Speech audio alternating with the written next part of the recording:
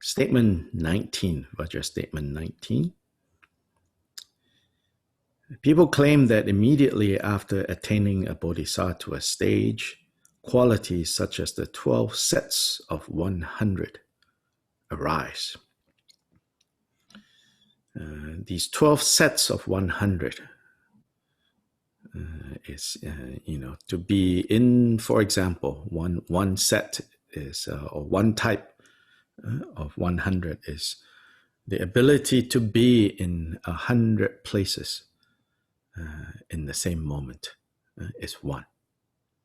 And then the ability to 100 this, 100 that. So this, is people who say achieving even the first bodhisattva bhumi, you will see these qualities. So in other words, if you don't see these qualities, then it's not the first bodhisattva bhumi.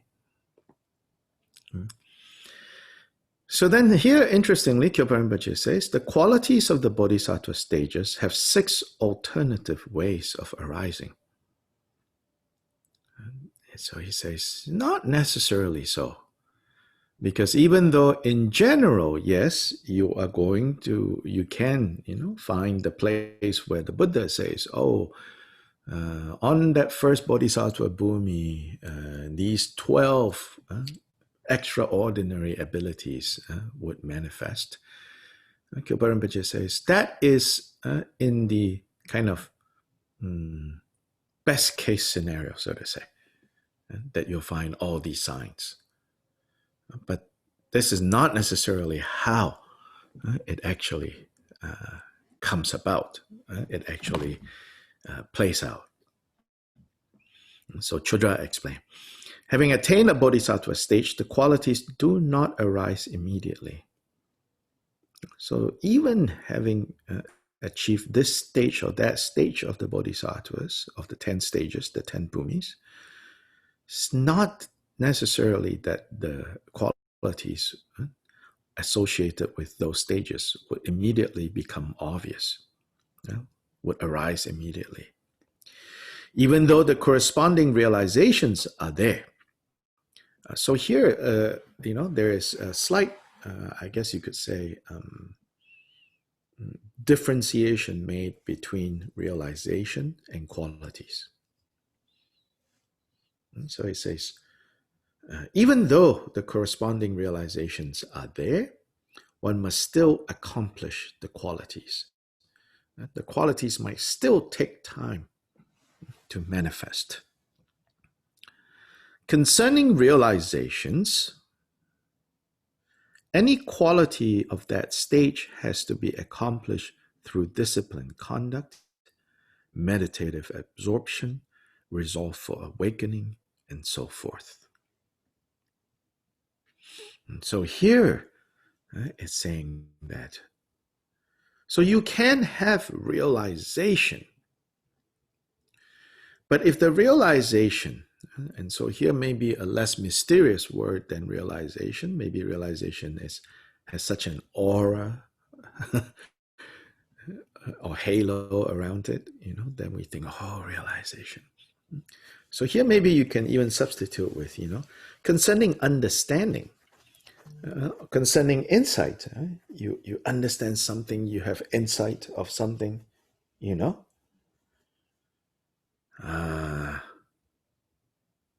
then Chodra says, as for the qualities that are possible within that realization, they have to be accomplished. They have to be brought forth. They have to be refined through disciplined conduct, meditative absorption, magnifying bodhicitta, and so forth. And so now we get a further kind of definition of like the difference between realization and qualities is As important as realizations are, these realizations themselves do not automatically produce the qualities. The qualities will still need to be produced, brought forth, if you want to look at it that way, through disciplined conduct, meaning, keeping the vows, deepening the meditative absorption. Meditative absorption means the mind is not so distracted. Efforts has to be made so that the mind will you can say, instead of being absorbed by various and sundry distractions, the mind should now be absorbed in that realization. As the mind becomes more and more absorbed in that realization, whatever that realization is, whether it's the first stage realization, second stage, third, fourth, fifth, whatever it is, as the mind gets better and better at staying, and then as your conduct becomes cleaner and cleaner, so to say, and as bodhicitta becomes stronger and stronger, then those qualities will arise. There are 6 alternative ways in which the arising of the qualities may be accomplished: in sequence, at once, some present, some not, qualities invisible to others, appearances of the yogi's experience, and authoritative scripture. So there's 6 ways.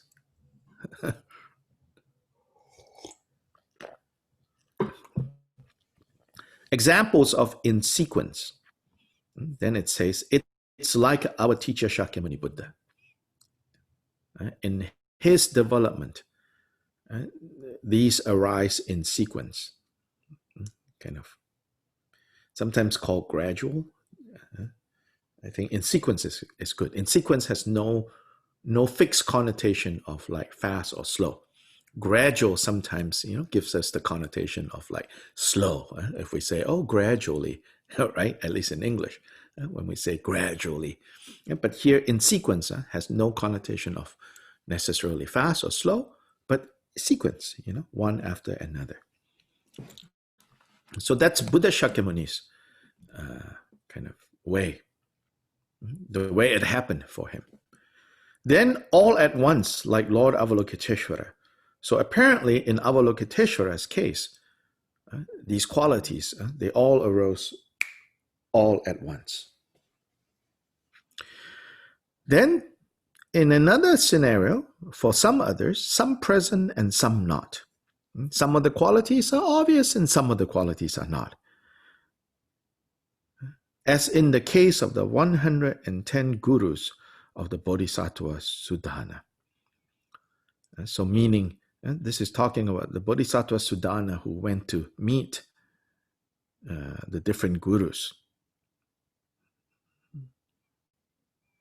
His different teachers that he met. Some of them clearly manifested those qualities. Some of them did not.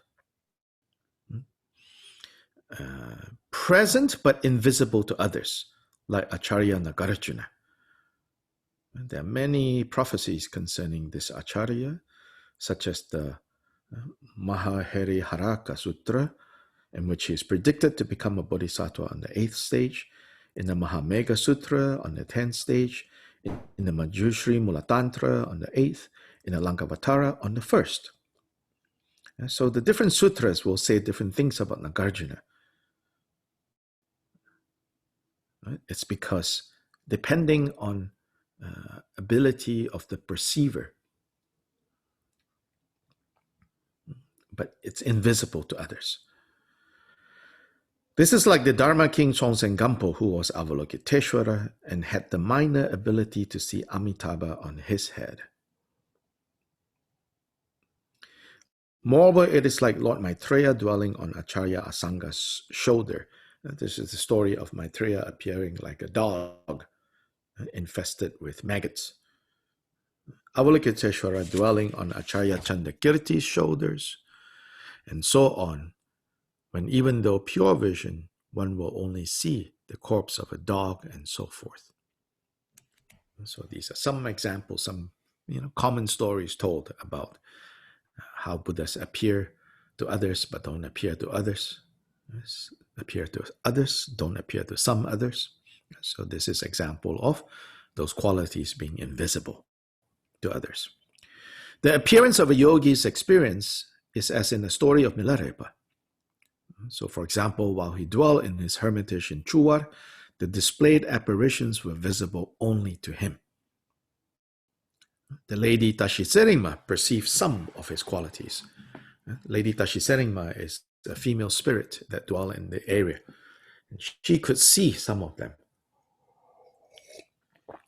But for the most part, these qualities only appeared in Milarepa's own perception. Then authoritative scriptures do not teach that the accomplishment of the path of seeing and the arising of the 12 sets of 100 qualities occur simultaneously. So the last category is not so much a category, except to say that when you look at the authoritative scriptures, they do not, meaning the sutras themselves, they do not assert unequivocally that these 100 such things will appear immediately. So he quotes the Dasha Bhumika Sutra that says, a bodhisattva who dwells in the first stage has to a great extent mastered the world and obtained authority as a great mighty lord. If he wishes to obtain the qualities, he starts out with the effort through which he abandons home, wife, and wealth and receive ordination in the Tathagata's teachings. Having received ordination, in just one single moment, he attains 100 samadhis. And entering the meditative equipoise of these samadhis, he perceives 100 Buddhas and understands very well that they bless him. He caused 100 world realms to tremble, visits 100 Buddha fields, make 100 world realms visible, effects the maturation of 100 beings, remains for 100 eons, enters into 100 previous and future limits, opens 100 Dharma gates, and displays 100 bodies, where each body possesses a retinue of 100 bodhisattvas. Thus, he engages in such efforts. The point of this quote is to say that it is not to be taken as literally. These are all the things that he does, but he does some of these. These are examples of what a first stage bodhisattva, when necessary and when required for him to develop that skill, he can develop that skill. It's not saying that at the first stage, all these skills, qualities here, I think better understood in English at least as skills. These skills do not necessarily just pop up on the first stage.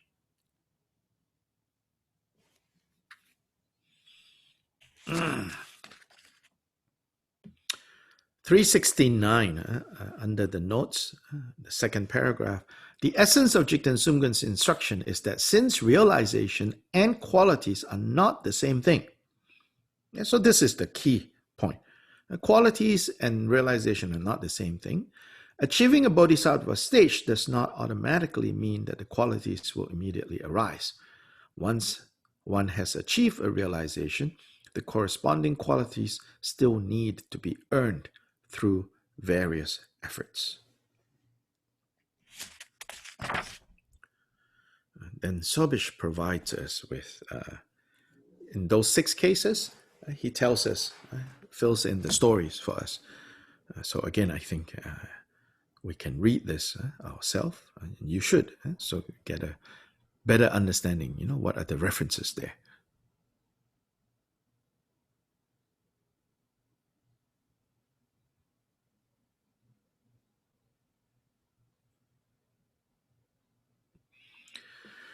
The one of the authoritative scriptures, funnily, so to say, it says, Rinchen Changchup and Dorje Sherab both say that Jigten Sumgön had promised to give a reward to anyone who would find an authoritative source quotation, meaning anywhere from the Buddha's words, any sutras, confirming the simultaneous occurrence of the first stage and the 12 sets of 100 qualities. However, no one could find it. Maybe now you can do a search, using the computer and see if anyone finds it. Then you can go get a reward from Jigten Sumgat.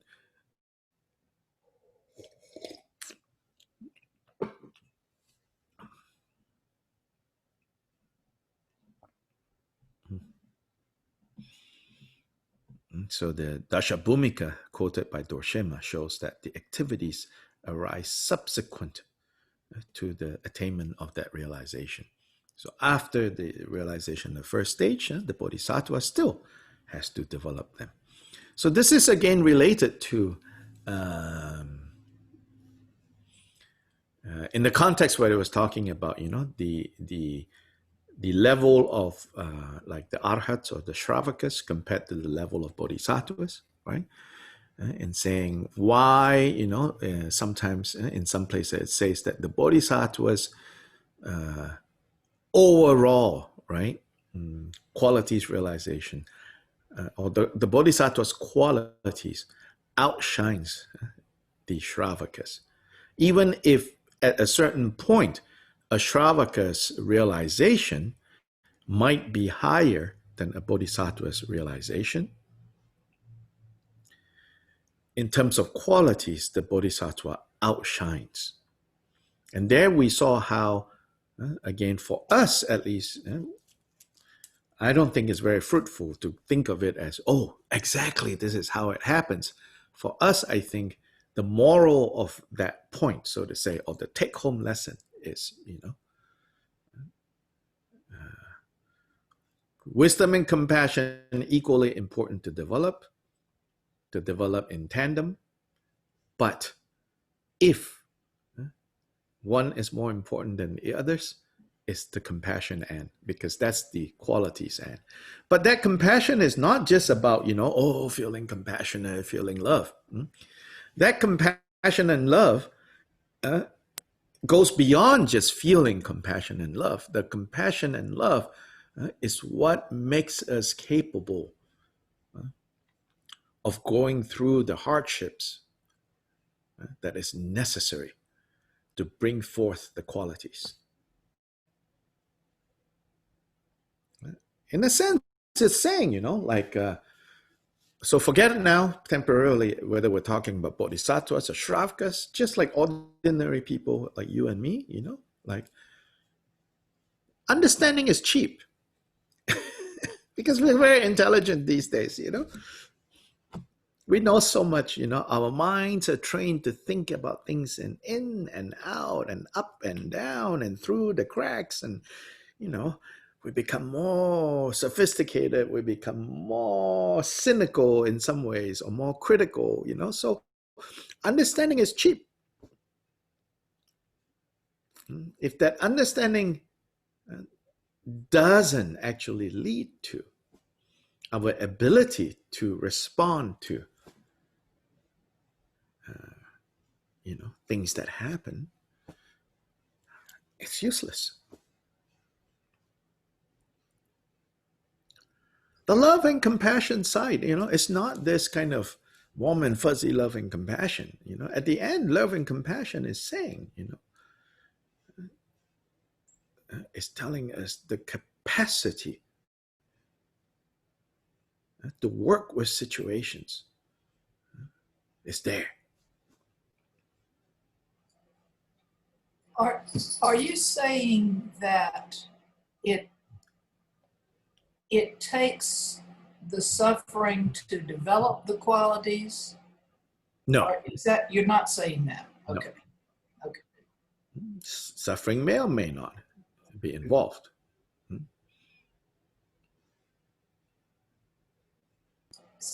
Would you say that again? You broke up. Suffering may or may not be involved. No, it doesn't take suffering. This is not Catholic spirituality. It's saying that, Understanding is cheap, especially for us. Oh yeah, this makes a lot of sense. And then when, okay, you want to call it suffering, or even when happiness turns up, we are completely thrown off course. Yes, wow, or we think, oh, my practice is going so well, this realization, oh, I'm so inspired. 2 weeks later, I'm no longer inspired. You come down from that high and you say, oh, my practice, I don't know, it's like I meet a lot of people. So good conditions, bad conditions, happiness or suffering, we get moved. So how can the qualities develop? The qualities cannot develop, even if we have insights, even if we have understanding. And because we have no patience.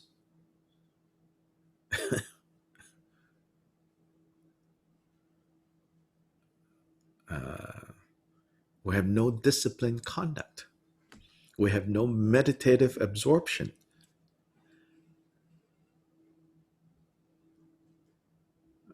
We have not enough bodhicitta. So this is to be distracted or to be misled by understanding. You can call it that. Kyopa Rinpoche warns a lot about sidetrack. He's called sidetracks and traps. Sidetrack is to be diverted. Trap is to be stuck. He warns against the sidetracks and the traps.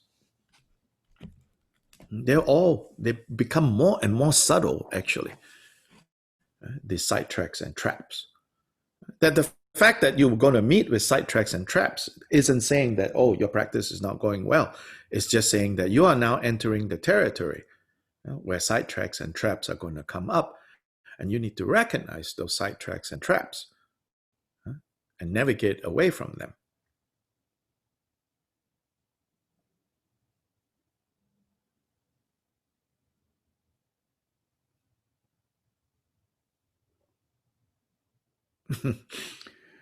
Yeah, so frequently, not that it happens a lot, but I can, cases where people come to me and say, oh, yeah, that visualization, oh, it's so very clear. I'm so da da da da da. It's like, yeah, next week this person has disappeared.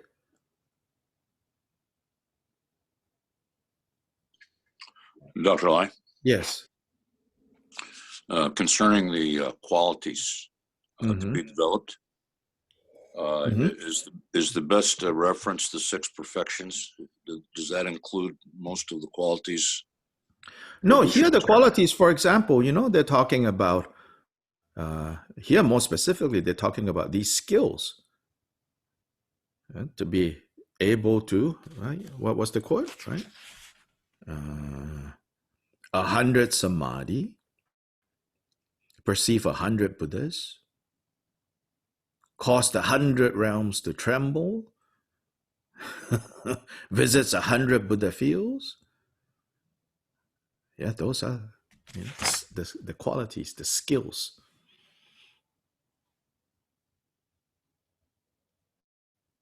They're talking about that in this context.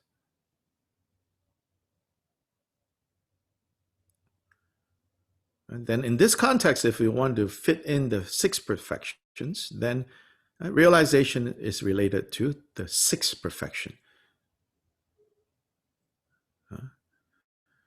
Then the training that leads to realization is the training in the perfection of wisdom. The training that will lead to these skills are the 5 perfections. The trainings involved in the 5 perfections. So then, yes, meditative equipoise comes from the 5th perfection. The trainings involved in the 5th perfection. Disciplined conduct comes from the 2nd of the 6 perfections. So the perfections are not the qualities in this context, or the skills. The skills are, the ability to do these things. But where does the ability come from? It comes from the practicing of the first 5 perfections. Perfection of generosity, perfection of disciplined conduct, perfection of patience, joyful effort, and meditative concentration.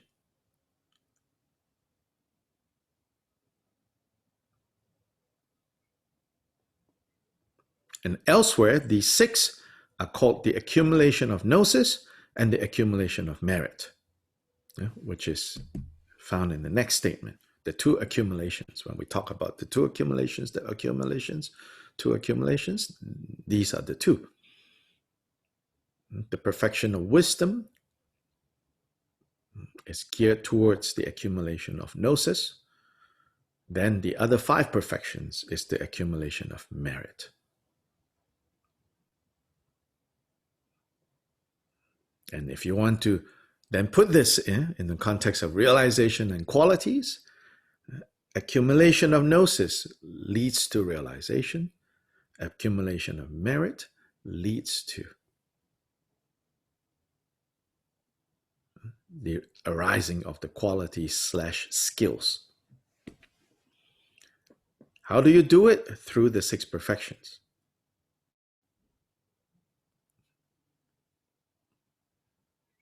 How do you do it? In the deity yoga context, completion stage is the accumulation of gnosis. Generation stage is the accumulation of merit. Generation stage leads to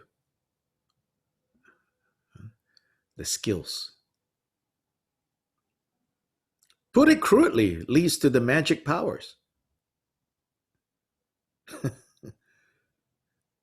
Leads to people, experiencing all kinds of kind of like extraordinary things around you. So you can see, some teachers have a lot of that stuff compared to other teachers. Some teachers have, more like gnosis going on as a explicit kind of quality. Here, quality used more generally, not in this limited sense. Their style is more gnosis, so very clear what they teach. But you don't see a lot of kind of magical things happening around them. Those are the skills.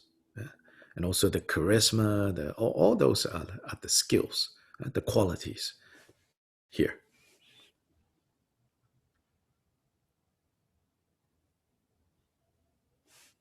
Make sense? Understand what I'm talking about here? Yes. Yeah. Okay.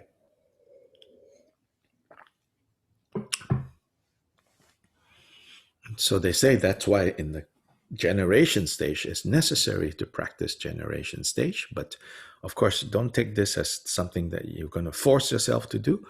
But you have to appreciate that there's a reason why generation stage is there. Because and then you're like, how? Well, those are the things that we can't see. Some of us can experience, but we can't see directly how and why it is the case. But, you can kind of infer and logically kind of understand why. Because anyway, I'm going to be teaching a class to the Brazilians on this topic, the principle and practice of deity yoga. And so there, when we begin to work with form, sight, sound, smell, taste, touch in this context of deity yoga, then we also refine our sight, sound, smell, taste, touch. Then other people's experience of our sight, sound, smell, taste, touch also changes. Yeah, it's not as mysterious as it might sound, because you're working with embodiment, And that is in the domain or the realm of signs appearing or disappearing. Whereas gnosis is the domain that is beyond appearances.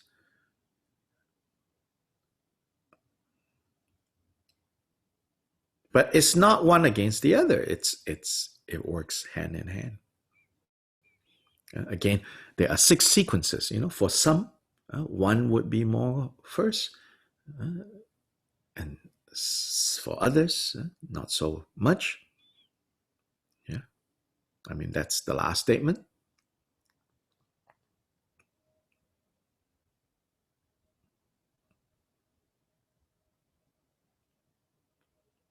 For 20, people claim that the result, which is the accumulation of gnosis, arises from the cause, which is the gathering of the accumulation of merit. So in this way of common understanding, they say, you practice the 5 perfections, and when you succeed,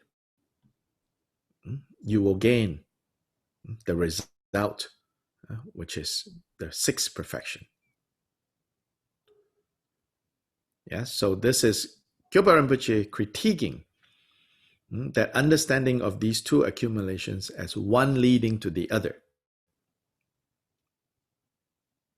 And so he says, no, the 2 accumulations are gathered inseparably throughout all the phases of cause, path, and result. So in fact, the 6 perfections are not practiced as a sequentially. And more specifically, if you divide the 6 perfections into 2, the first 5 and the 6, it's not the case that the first 5, practicing the first 5 really, really, really intensely, then gives rise to the 6. But the first 5 and the 6 have to be practiced inseparably throughout all points of the path, which is cause, meaning like the ground level, the path, the process, and then the result. They should be practiced together.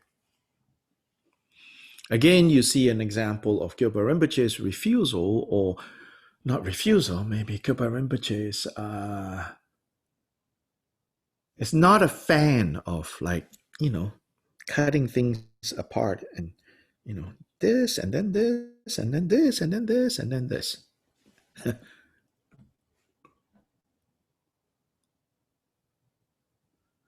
It's not like he doesn't know the way that it can be cut apart and analyzed apart. He knows that. So I think it's good for us to know that too. But to know that and then to understand, but they are an integrated whole. Just as I like that expression, not from Buddhism, but it says, there are no lines in nature. No lines in nature. But nonetheless, we draw lines. Why do we draw lines? Because it helps organize the chaos that would ensue. There are no traffic lights in nature, but then, there are no vehicles in nature. But then once you have created vehicles, and roads, then traffic lights, they're good. So it's good to know all those things, but to also know, there are no lines in nature.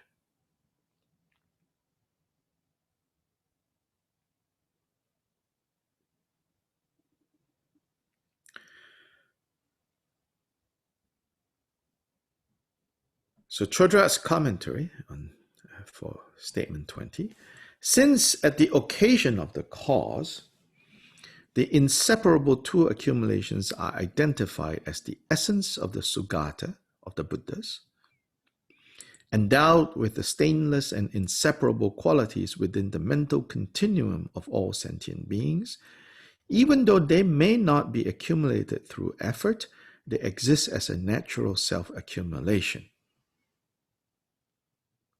So first he talks about the ground level, the cause. And what is the two accumulations at when you look at the ground level? The ground level means like what are we working with? So that's the meaning, cause. This is also a common triad that you find in Tibetan Buddhism. Sa literally is like ground. Lam, path. Drebu, result, fruit. View, meditation, conduct is another triad, very common, related to practice. Here, related to practice, there's also the division into ground, meaning what are we working with? So Mahayana says we're working with Buddha nature.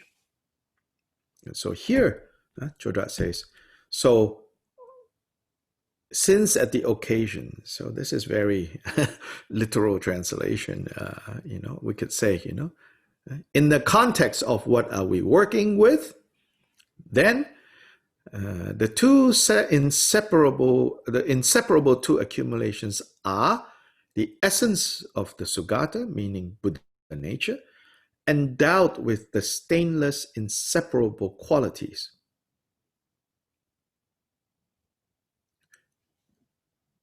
This is the presence of the two accumulations in the context of what are we working with. Well, we're working with Buddha nature that has these two aspects. One is, and not clearly stated here, is the emptiness aspect.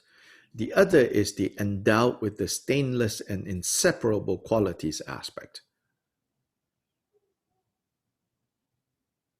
That the Buddha nature is not only empty, not merely empty, empty of inherent essence, but endowed with stainless, inseparable qualities. The stainless part is the emptiness part, actually. So I think the translation here, I don't know. Of course, I don't know the Tibetan. But here you can say the stainless. Often we say pure. Pure, in other words, empty. Then on the other hand, it has, this emptiness is inseparable from the qualities. So there you have it. The gnosis and the merit. On the level of what are we working with? Buddha nature with these two characteristics.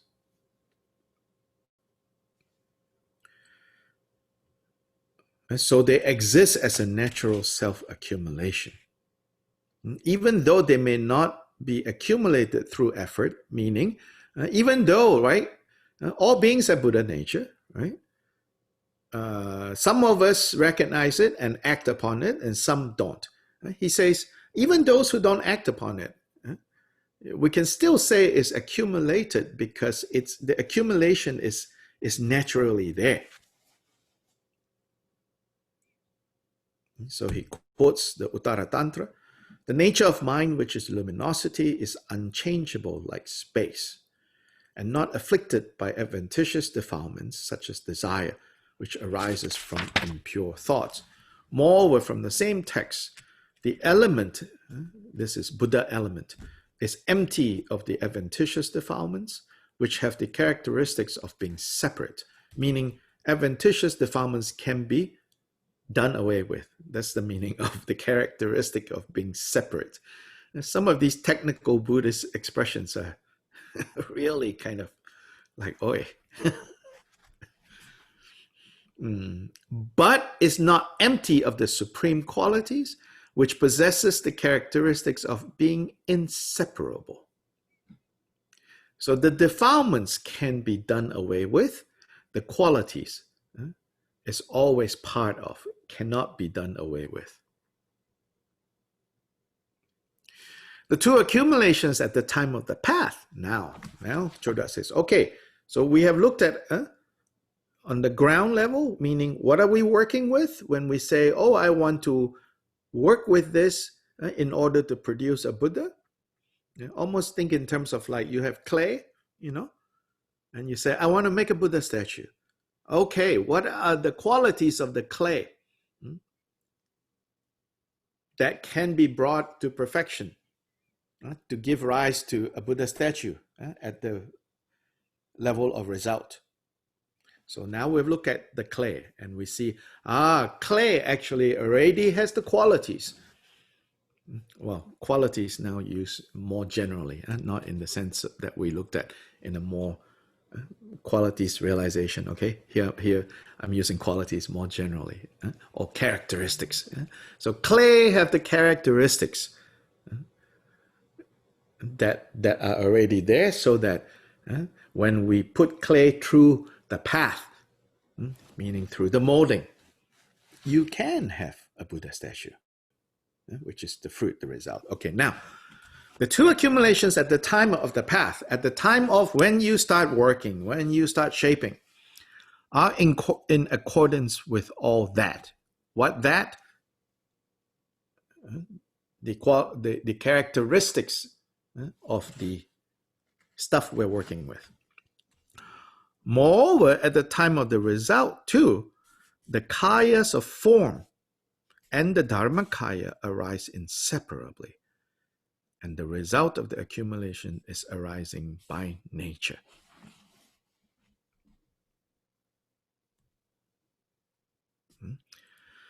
So it says, I think the two accumulations on the level of path, Chodrat doesn't discuss a lot because it's pretty obvious. That you accumulate or you develop both gnosis and merit through the six perfections. Inseparably, you develop those. Then he says, on the level of result, okay, now the Buddha statue, the clay, the workshop in the clay, the clay, in the workshop, the path, then now the Buddha statue.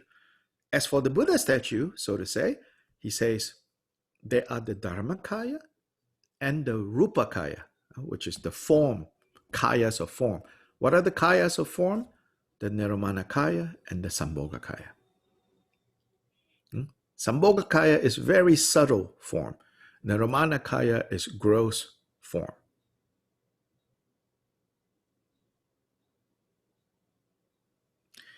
And there it says these two arise inseparably. And the result of the accumulation is arising by nature. Here I want to kind of keep bab. Remember, it says babki, which Sobish translates as nature. I think we can even go back to a more literal translation. Its accumulation is arising by how it plays out. Remember, bab is also how it plays out, how it comes down. Like bab is the verb for also like rain coming down from the sky. Bab. Bab is also the verb for like the wisdom beings coming down to join together with the samaya being in the context of deity yoga. Bab, that verb. So it's arising naturally in the sense of how it naturally plays out. We're back to the first statement of Gongchik. Chukun shisam babki neluk ten. That's a very important line. Statement 1, chapter 1. All dharmas have these two aspects. The shi, the essence. The bab, the way it plays out. But in this translation and many other translations, based on commentary, they translate shi and bab as basically just, nature. They translate, maybe sometimes shi is translated as essence and bab is translated as nature. But there are broader connotations of this bab, which is how it plays out. And so then on the level of result, after shaping, right, the clay, then the clay, because it already has right, those potentials there, then it naturally plays out. It naturally then unfolds into Dharmakaya and Sambhogakaya and Nirmanakaya without any kind of, without any contrivance, without any contradiction.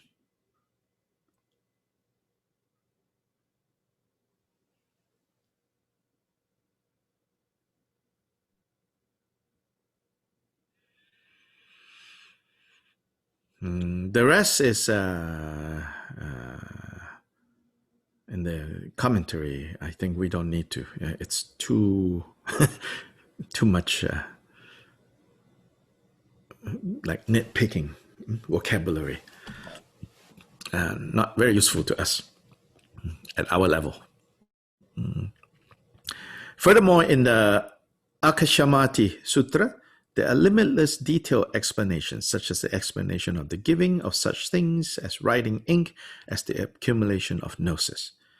So here it's just saying, in many other places, especially in the sutra, you can see that, giving, the practice of giving, which technically is considered the perfection of generosity, but how that is also the practice of the accumulation of gnosis.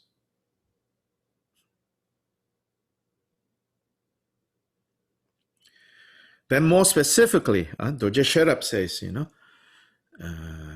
in terms of the 6 perfections, so this is how sometimes things are divided. These people hold that the first 3 perfections, generosity, which Sobish prefers, liberality. I don't know in English, that has too subtle maybe the connotation, liberality. So generosity, disciplined conduct, and patience are the accumulation of merit, that dhyana, or meditation, and discriminative knowledge are the accumulation of gnosis, and effort is helpful for both. Or sometimes they hold that the first 5 are merit accumulation, and discriminative knowledge is gnosis accumulation. Similarly, they hold that the supreme training of disciplined conduct is about merit, and discriminative knowledge is gnosis, and samadhi is both, or that the first 2 trainings are the accumulation of merit, and the third is accumulation of gnosis. These 3 trainings are talking about Sila, Samadhi, and Prajna. Shila is disciplined conduct, Samadhi, meditation, and then the third, Prajna, is gnosis. Furthermore, they claim that merit accumulation is exclusively the cause, and gnosis accumulation is the result. So Bodhicayyavatara does say something like that. And the Sanjaya Gata also says things like that. But Jigten Sumgön's point here is like, no, it's too linear if you take it like that. Because it's not how it is. How it is like these 2 accumulations are happening, needs to happen simultaneously. Why? In a sense, because at the ground level, they are already like that. So at the level of working with the raw material, because the raw material is already like that, when you work with the raw material, you have to work with it like that. And then when you work with it like that, it will bring forth what is already there.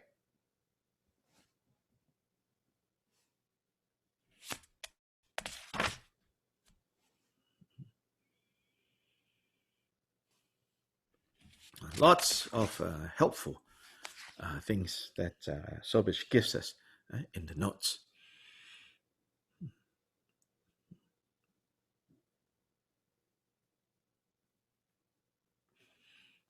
So here, let's see.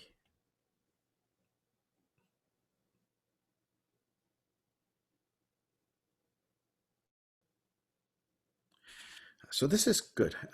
In the notes, yeah, Look for it, because some of you are not using the physical book, so I don't know how to tell you exactly where it is, but look for it.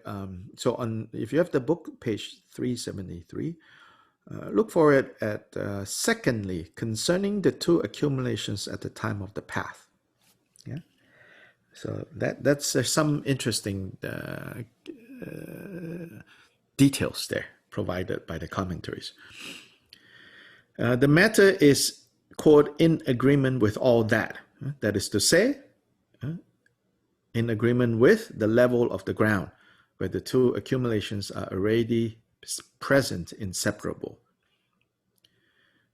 But the nature, however, has to be purified and realized on the path.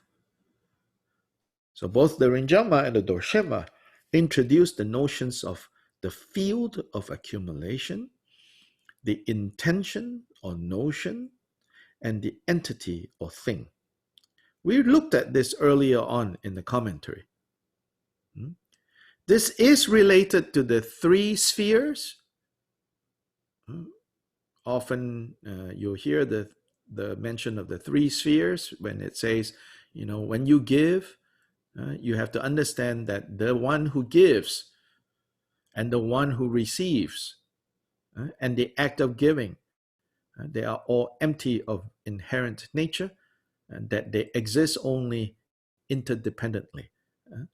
There is no giver if there wasn't a receiver. And therefore the act of giving cannot exist if there were no receiver or no giver.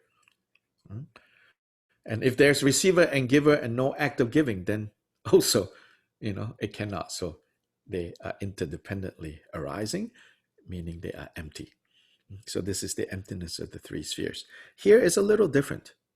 Here is emphasizing something else. Of course, it's related to that, but here it divides it into this vocabulary: the field, the intention or the notion, and the entity or the thing. So now Rinchen Chanchuk paraphrases the sutra, Akashamati. In that case, one dedicates thus after offering to the field, namely the Guru or Buddha, the thing, namely the gift of Dharma, with the intention of wishing to attain Buddhahood. This is the accumulation of gnosis. Alternatively, one dedicates any resources that arise by offering things, such as food and clothing, to the field, such as the parents, endowed with the intention of renunciation. That is the accumulation of merit. Thus, from the three, field, intention, and thing, the accumulations of both merit and gnosis can arise. By combining them, there are 6 ways. Their practice is the union of the two accumulations.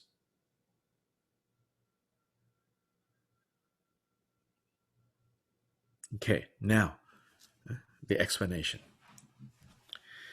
The Rinjangma explains in some detail how merit or gnosis arise from different fields, through different intentions, and with different things. Thus, for instance, the Buddha is the field of gnosis. Yeah? The Buddha is the field of gnosis.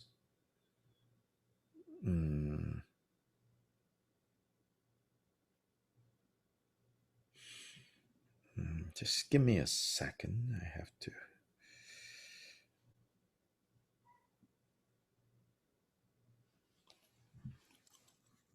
The Buddha is the field of gnosis. The parents are the field of merit. So using these two examples. And if the field is different, right, then the result is also different. The field meaning, think in terms, why the vocabulary of field is almost like you say, Where are you going to plant, And so if you plant it where gnosis can be reaped, then you can get gnosis. So with regards to Buddha, Buddha is the field of gnosis. Parents are the field of merit. The wish to enter nirvana achieves gnosis. The intention to strive for the qualities of heaven obtains merit. Paper, ink, pen, and book offerings are the accumulation of gnosis, whereas the offering of other things, like food, clothing, sleeping places, horses, and cattle, are the accumulation of merit. So even in not just the field, but also with things, and also with intention, it can change into gnosis or merit. So when we give like offerings of paper, ink, pen, book, or offerings of like for translation text, that's the accumulation of gnosis. When we offer people food, clothing, a warm home, that's the accumulation of merit. If we look at it exclusively, from the perspective of things, what are the things being offered? Then if you look at it exclusively from the perspective of who is it being offered to, then, there's the field of gnosis and the field of merit. And then, of course, you can say, what about Buddha's son, The parent is also the Buddha, then he is in luck, For him, the Buddha is both.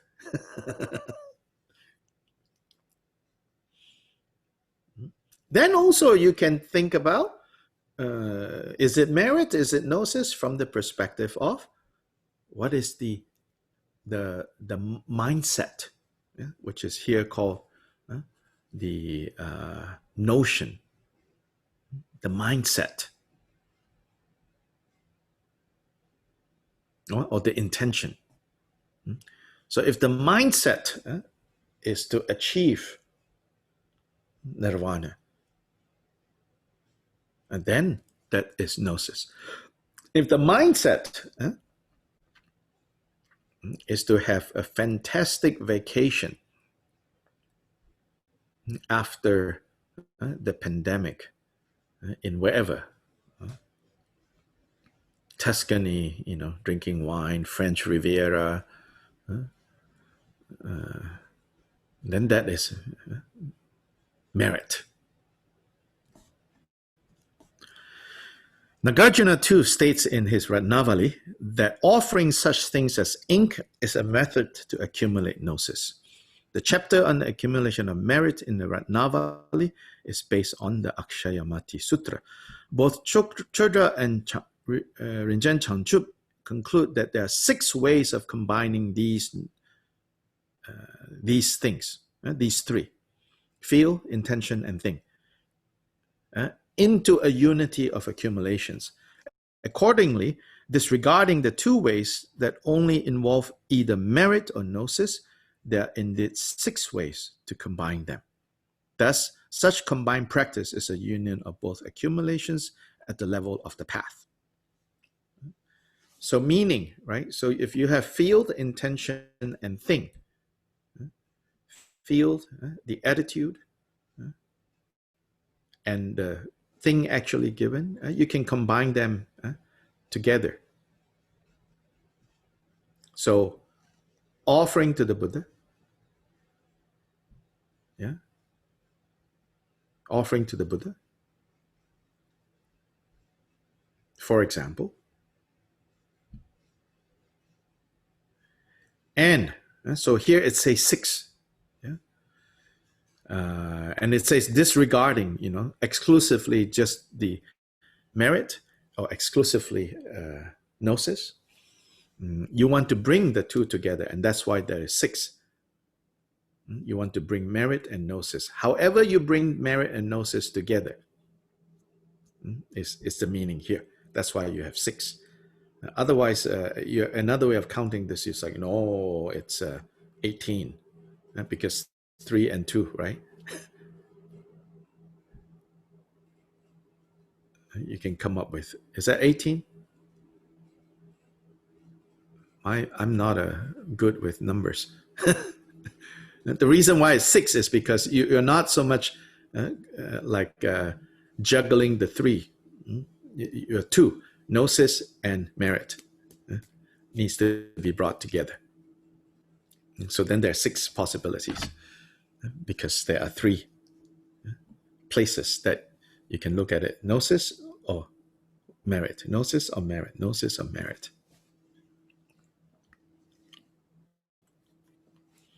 And this really, I think, if you think about it, it makes it really interesting.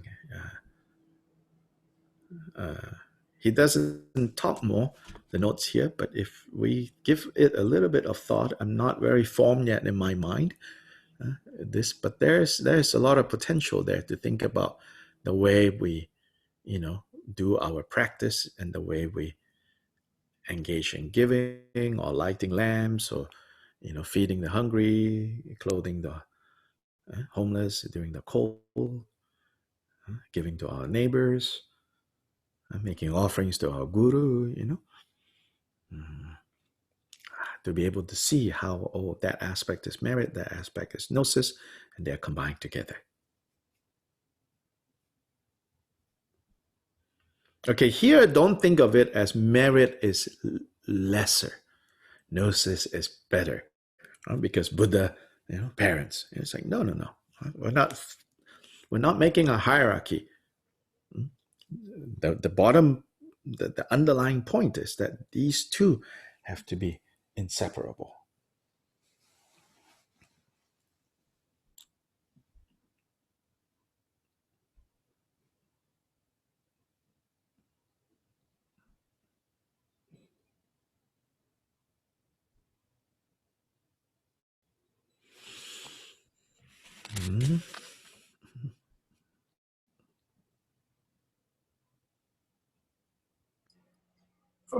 For me, this sort of clarifies this idea of taking everything onto the path. It's you're combining practice, yes, right, in a way that it's easier to see practice as not being separate. The sitting on the cushion and the daily life is not being so separate. Yes. And it also helps explain to me why the knowledge and activity are on the same level, more or less. Yes. You can only give based on the knowledge of giving that you have, or the understanding. And all of those things are coming along at the same pace, more or less. Yes. And it's very comprehensive. If we have the if we have the mindfulness to recognize what is going on. So that at all moments. This is very helpful. Yeah. Very helpful to integrate. Yes. Better. Yes. You see the interdependence, the magic, what we were talking about, Judy, yesterday. Without planning, this comes.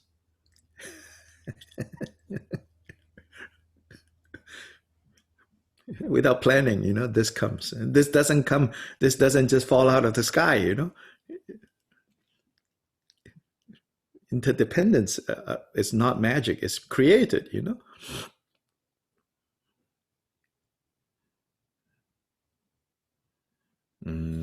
Elsewhere, I remember somewhere else, I don't know where, but Jigten Simgun says, okay, now he says, okay, so one application of this, I remember it says, to give to a Buddha is ordinarily people. They're somewhere in the sutras, it's definitely there. It says, the merit of giving to,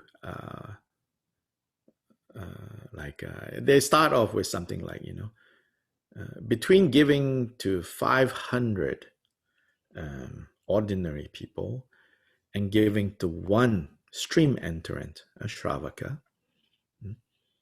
there's more merit. Here they use just the language of merit, to give to one stream entrant than to give to 500 ordinary people. Then between giving to 500 stream entrant and giving to one's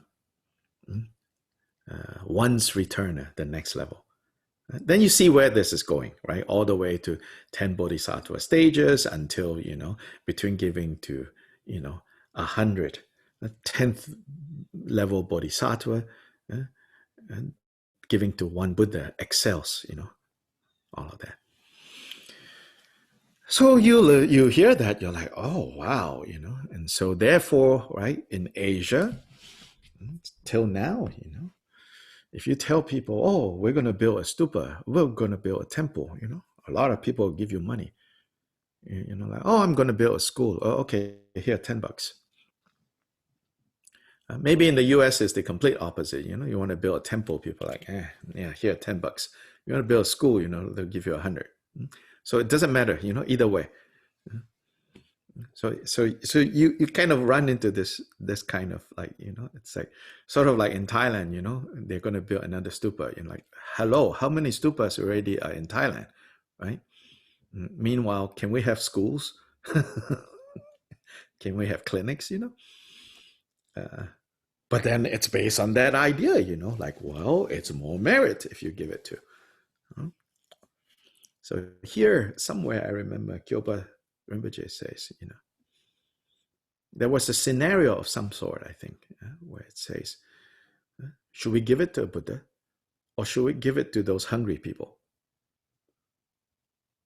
I mean, to you, you might say, this is a no-brainer, because we're more or less secular types, we're like, give it to the hungry people, not necessarily, that's not the best answer. The best answer, and this is not just about like being clever, this is really like changing the whole way you understand and experience, So Jigten Simgun says, the merit is clearly greater if you give to Buddhas than if you give to hungry people. Yeah, you're like, I don't know. But he doesn't stop there. But he says, that is based on gnosis. Then based on merit, the hungry people need it more. That's why it produces merit. They need it more. So he says, so when you are able to view these hungry people as Buddhas and you give to the hungry people, then both your accumulation of gnosis and merit becomes perfect.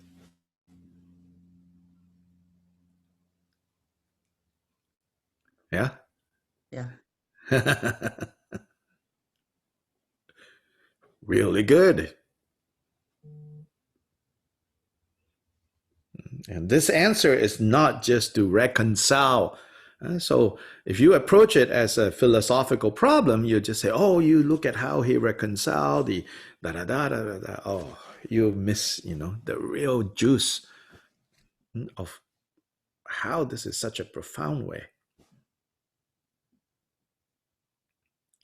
Because there's an irony with this whole notion of merit or gathering of merit and gnosis, because I think like here really it's teased out the tension. So like I said, in the earlier text, they just use the word merit. They don't divide into gnosis and merit. But when you begin to kind of divide it, so this is one example of how dividing it actually helps us to see things. So it's not that Jiten Sumgon Gongchik, holistic together. It's not a fuzzy togetherness. Oh, all one. No. He sees all the infinite hair-splitting differences, but he also sees the holistic picture. Yeah. So in the earlier sources, they don't divide into gnosis and merit, and so those tensions will come up. And then people might then act in, I would call, detrimental ways. Let's build another stupa. When what is needed is build a hospital and, see all the residents in the hospital as Buddhas dwelling in stupas. And see all the doctors and nurses as bodhisattvas in the retinue of Buddhas.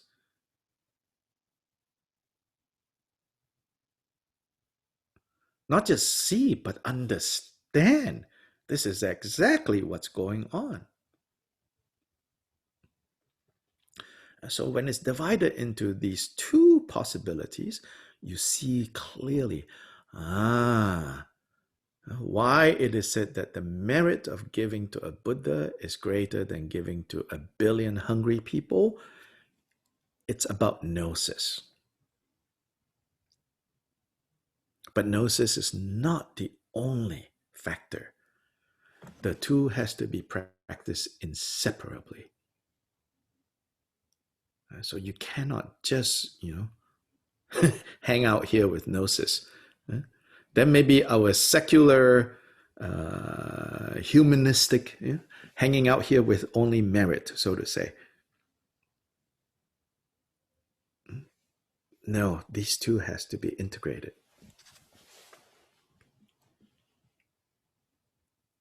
So humanistic sense of good and bad, right and wrong, has to be combined with, I think, the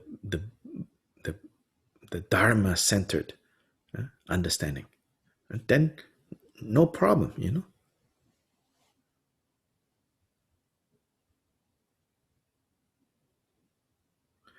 Now, to point out that the two accumulations are not so easily inseparable, Jigten Simgon is not naive, He says it's not so easily inseparable on the level of path. So in the notes, 375 at the bottom, it says, according to Jigten Sumgon, on the first 7 stages of bodhisattva stages, the two accumulations are each other's causes and results. So sometimes, gnosis can be the cause, merit can be the result. Sometimes merit can be the cause, gnosis can be the result. So they act as each other's causes and results. Then on the pure stages, meaning the 8th bhumi and up, the accumulations are finally truly inseparable.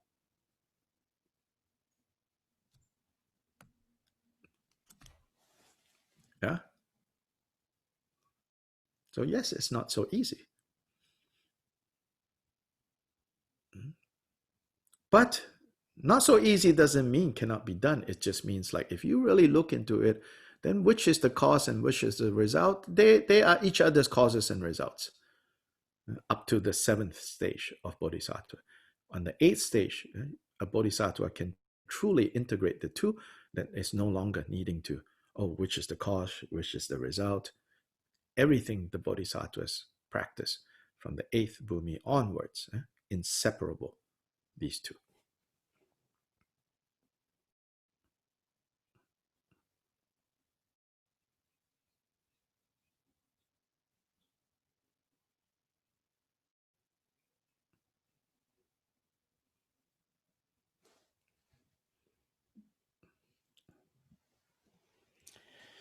So today we're going to end here.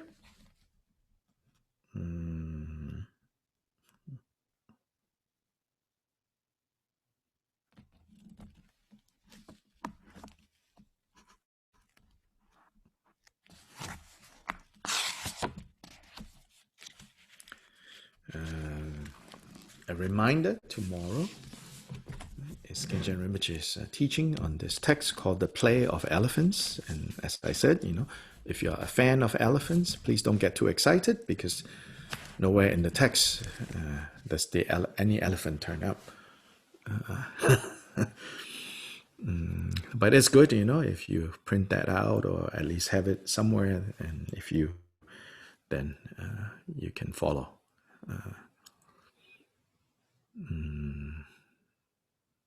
Yeah, it starts at 9, it goes till around noon. Yeah. So that's it for today. Yeah, and Wednesday night Sangha, many of you were able to be there to check it out.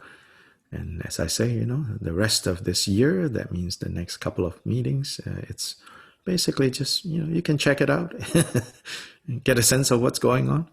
Then come the new year, then a little tightening up. I don't like messiness, I'm involved, sort of, maybe kind of,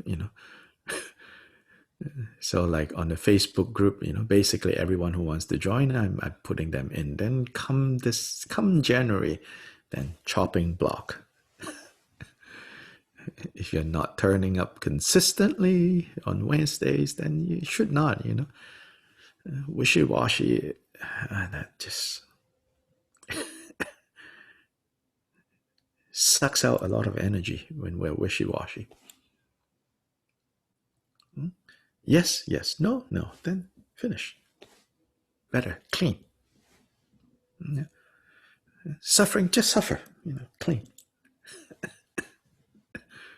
Then determined to be free, then clean, determined to be free.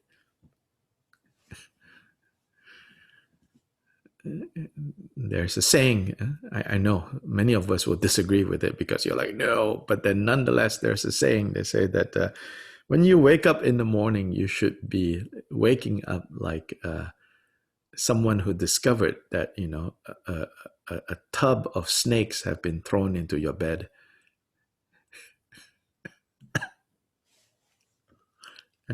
Hop out. They say, both, Tibetan tradition and Zen tradition also says, you should wake up from your bed like you just discovered, that, next to you is a tiger. Just leap out. This is talking about meditators. It's not talking about us. This is talking about intense meditator. It says, because their level, their energy level, right? The mental body level has become so subtle, and in that way so sensitive to, so they can detect how much energy is actually sucked out when we are in this fuzzy state of between sleeping and awake, which we ordinary beings consider it an enjoyment. Therefore, samsara continues. I'll be the first to admit I enjoy it. Well, therefore, samsara continues. Because there we are habituating this fuzzy mind between awake and asleep. Fuzzy, fuzzy, fuzzy, fuzzy.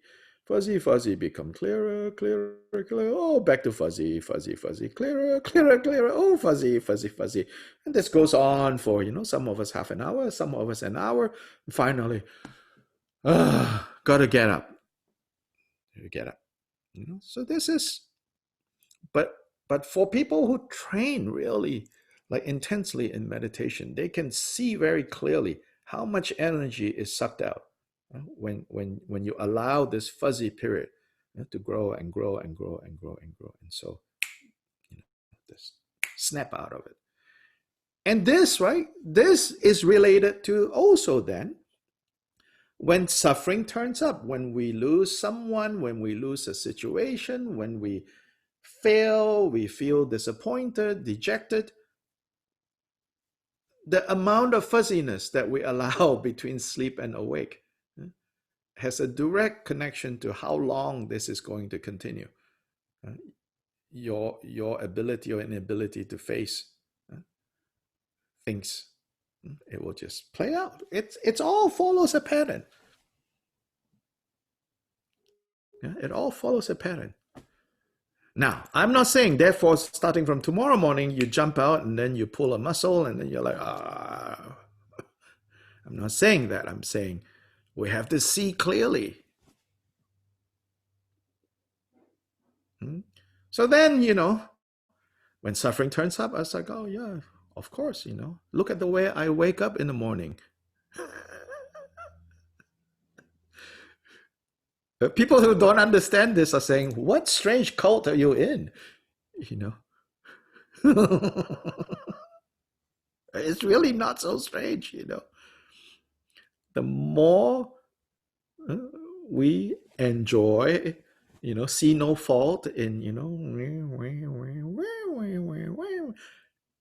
it's probably you will find it in elsewhere. You're standing in front of the grocery store and then maybe this, maybe this, maybe this, maybe this, maybe I should buy this, maybe I should buy that. Guess what? It turns up too. Oh, maybe I should do the practice. Oh, maybe not. I don't know.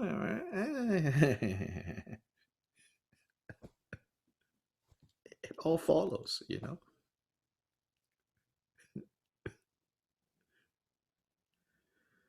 We cannot be what we are not, but what we are or what we are not can change.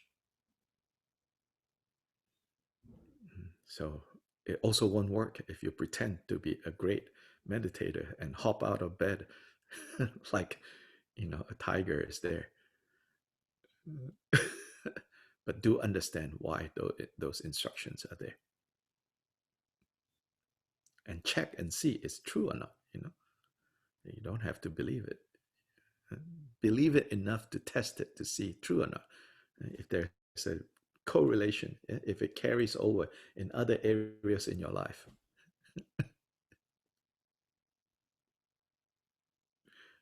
This decisiveness or lack of.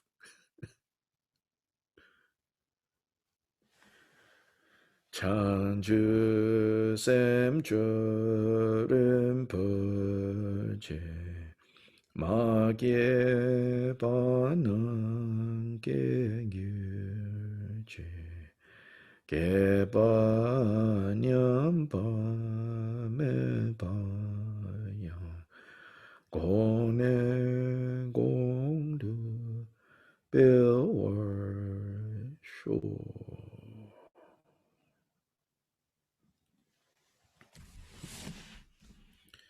Thank you. Hasta mañana. To point out again, the cover of this book. This is from a very old manuscript. Probably